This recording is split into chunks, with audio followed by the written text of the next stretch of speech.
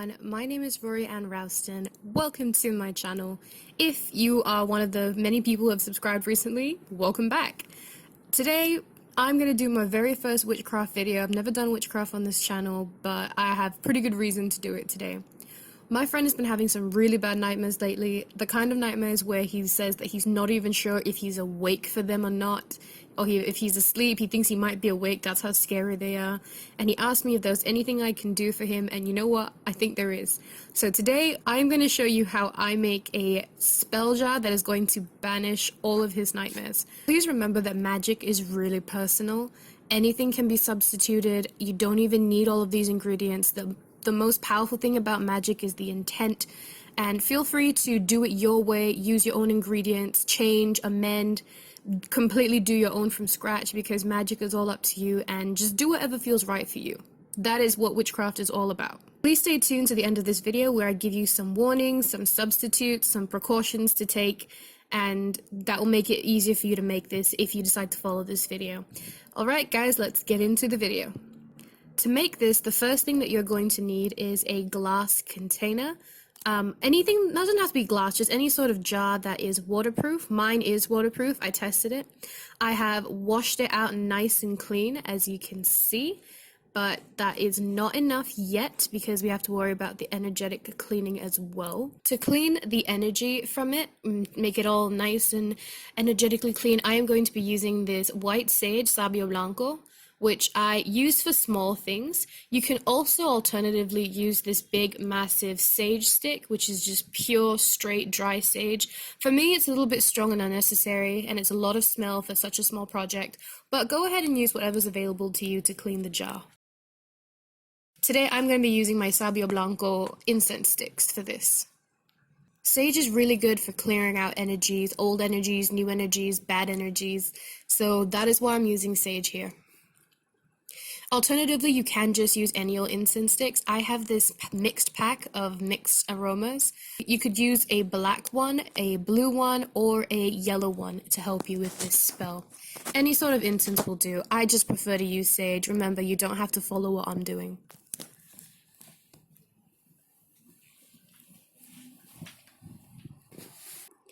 Alright, so go ahead and grab your incense stick and light it up. Try not to burn your fingies, which I do very often. The fan is on in my room, so my flame wants to run away, but I'm gonna make this work because I refuse to turn off my fan and sit in the heat.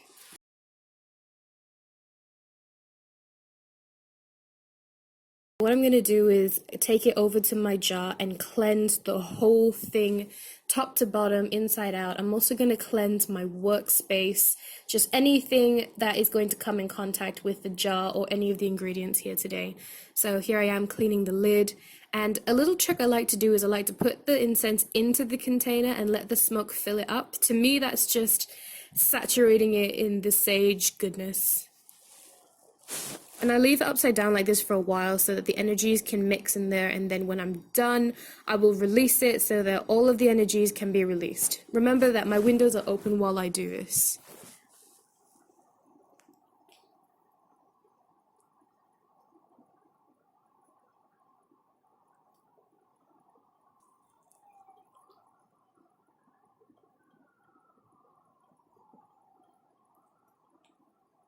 Now that your jar is nice and energetically cleaned, it's time to put stuff into it.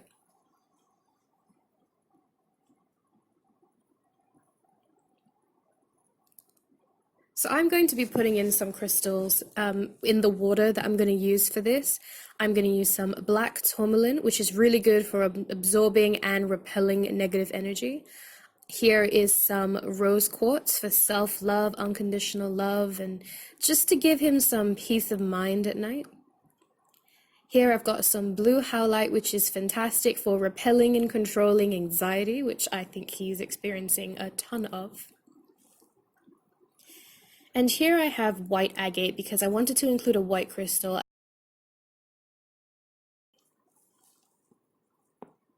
Make sure that the crystals that you use aren't water soluble and are safe to use in water. Put them into the jar and let them soak for about, I would say, overnight, but again, it is completely up to you. I also left mine in the sun. Never do this with rose quartz crystals, but For me, I wasn't too worried about the color fading.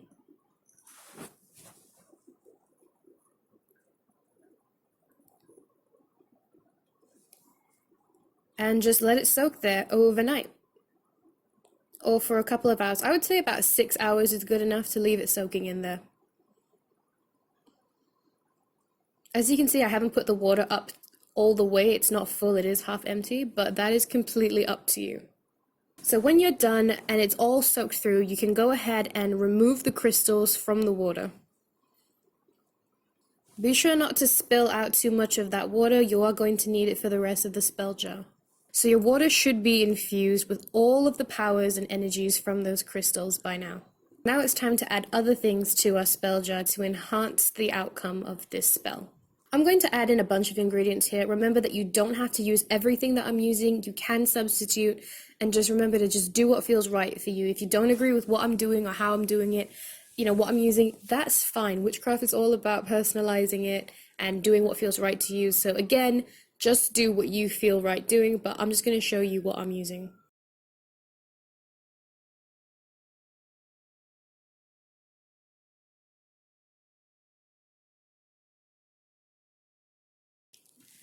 So the first thing I have here is some good old rock salt. This is sea rock salt. And you don't have to put too much. I'm just going to put one tiny piece in there.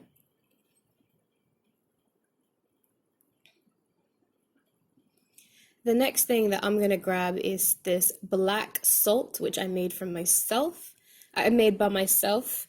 If you would like this video on how to make black salt and different types of salts that you can make, let me know. But here is some black salt that I am going to add.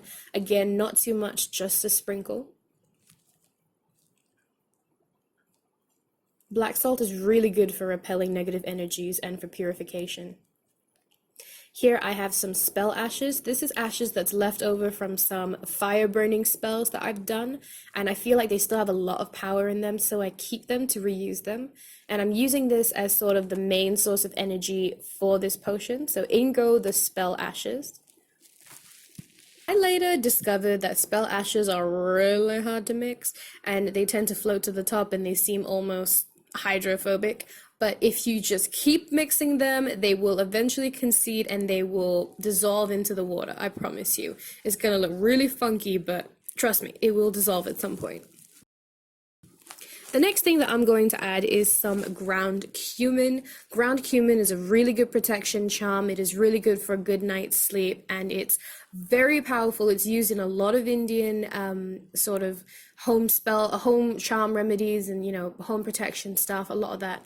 I learned this from my Indian neighbor, so thanks, I'm a G if you're looking at this. Some rosemary oil. Rosemary oil, or rosemary in general, is good for everything, but in this case I'm using it so that my friend gets a good night's sleep and this will purify his dreams as well as his room. I'm just using a single drop here.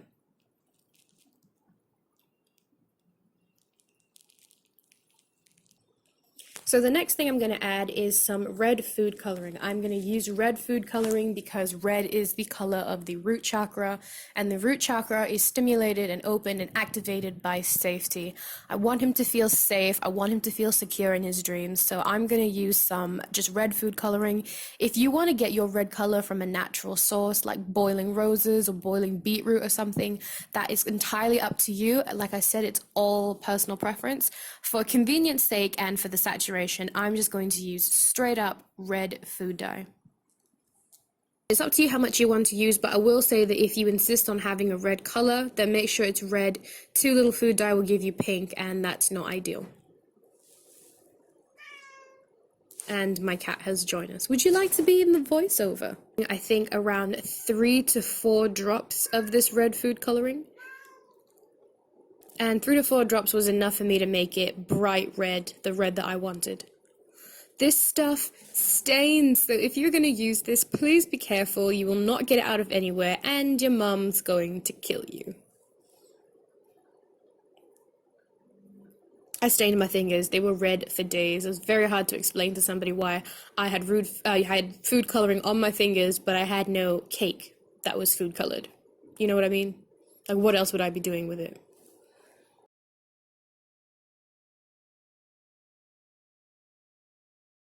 You will need is an incantation. So while you are stirring it, be very clear with your intent. I wrote down exactly what I wanted to say. I said things like, banish his nightmares. I used his name in it.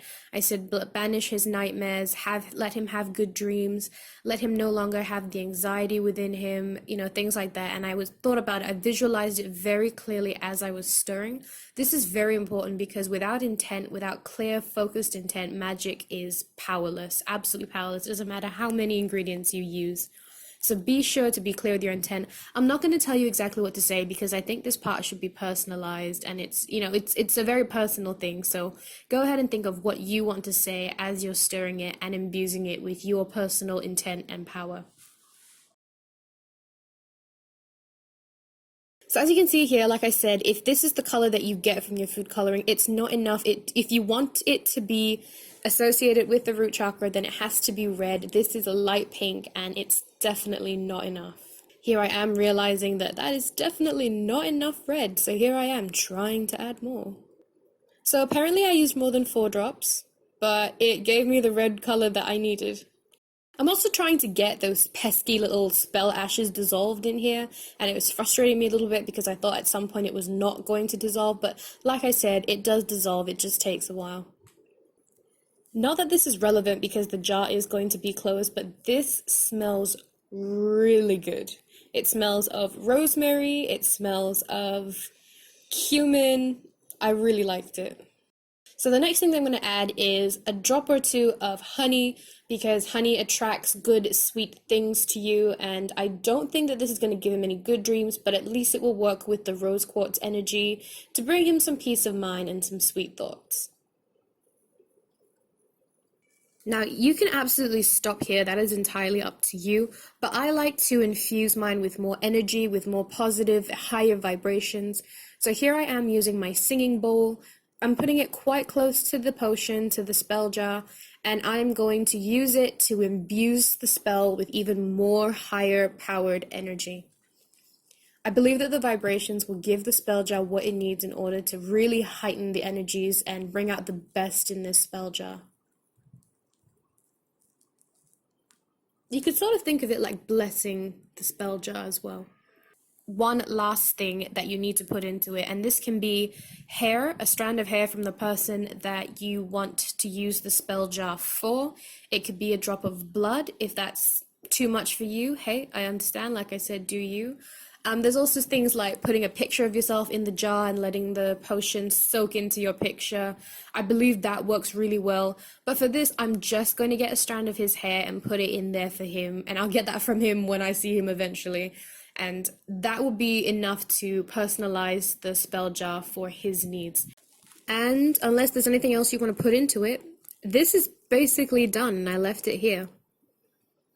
So I popped on the top and I gave it a little bit of a swirl to really incorporate everything together.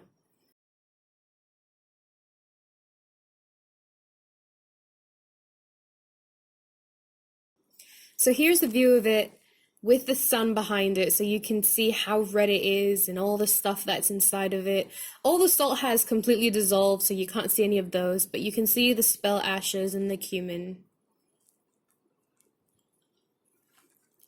So in terms of how to use this, I would recommend he will need to put this in the center of his bed underneath of it. So where he sleeps, just put it in the very center underneath his bed. If for some reason you've done this and you sleep on the floor, like your bed is low or you just have a mattress on the floor, I get that. You can just put it very close to your head, somewhere that you're not going to knock it at night.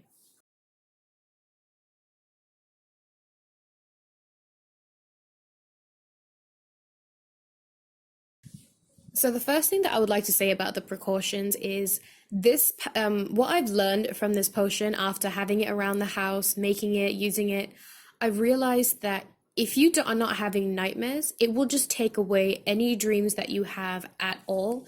Because I didn't get it to him immediately. I just had it in my room for a day or two because I wasn't going to see him, and it took away all of my dreams. I dream regularly every night, and I always remember my dreams. I keep a dream journal and write them down.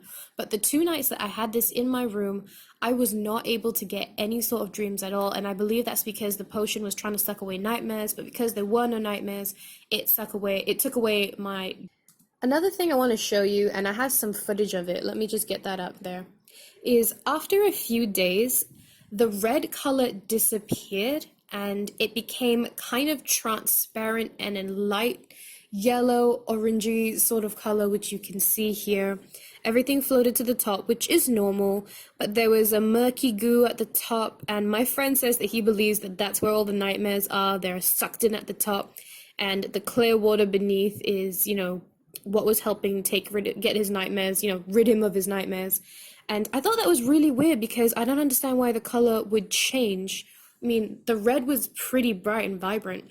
And then I noticed if you shook it up, the entire thing turned black, completely opaque. You cannot see through it. And that is just something that I want to let you guys know. You cannot keep the spell jar around forever. I would say maximum 5 days to a week, no more than a week, because you will need to make a new one if you are still experiencing nightmares. Can I just say that this spell jar is not a remedy for nightmares permanently, especially if your nightmares are coming from internal turmoil, something that's happening inside of you, your own anxiety.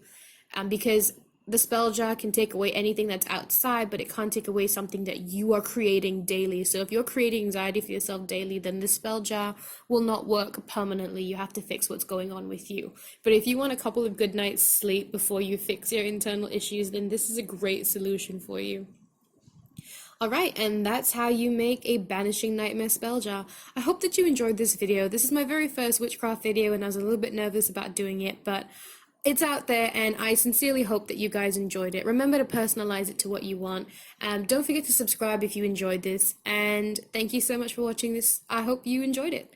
I hope to see you in the next video. Thank you so much for watching. Bye.